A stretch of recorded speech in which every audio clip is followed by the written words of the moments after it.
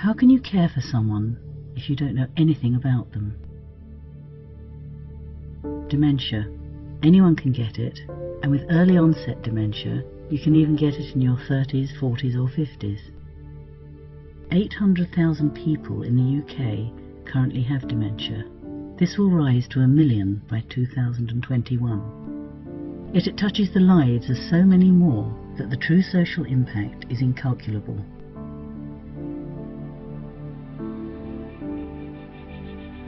The government gets this. They realise that training and education of care staff must be underpinned and enforced by formal policies and standards. Health Education England's mandate sets out a 3-tier training programme which absolutely requires that recruitment, education, training and development results in patients, carers and the public reporting a positive experience of services which are consistent with the values and behaviours identified in the NHS Constitution.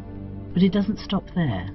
The Care Quality Commission incorporates person-centred care and support into their national minimum training standards for healthcare support workers and adult social care workers in England, and their inspections look for evidence that person-centred values and activities are being implemented.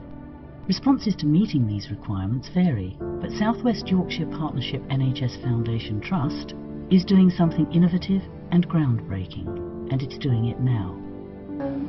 How do we take this into the 21st century in terms of having something which we can train people and reach people on, but also about how do we get it established in our own trust.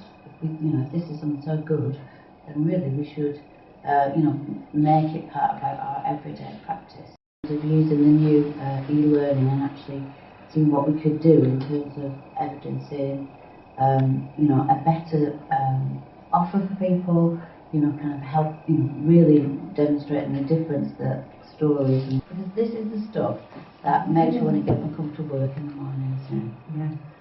And what most people, when people join the health service or public sector, it is about making a difference for people, isn't it?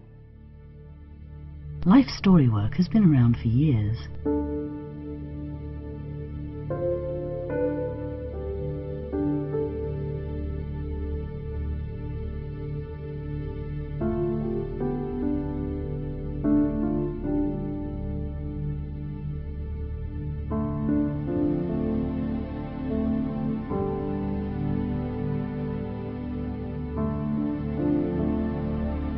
Life story work really makes a difference.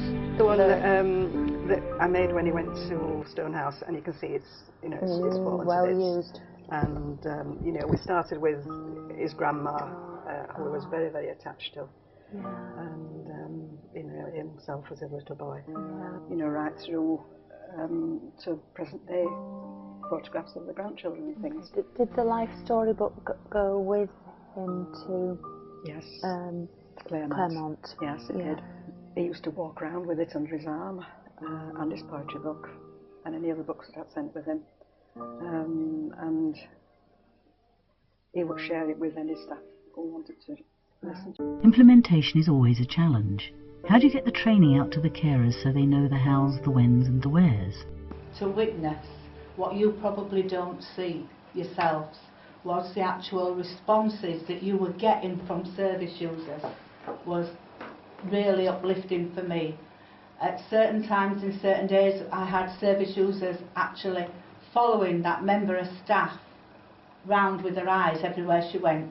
From being interactive for 10 minutes, that service user followed that care staff member for 10 minutes after the interaction.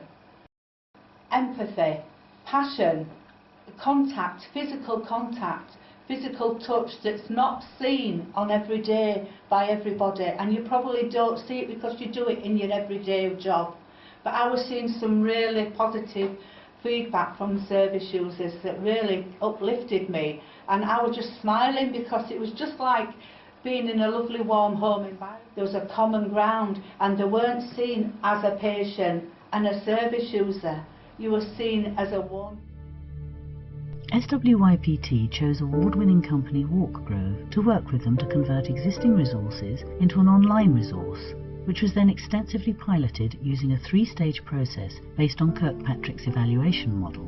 This concluded with a clinical observation of service users and carers.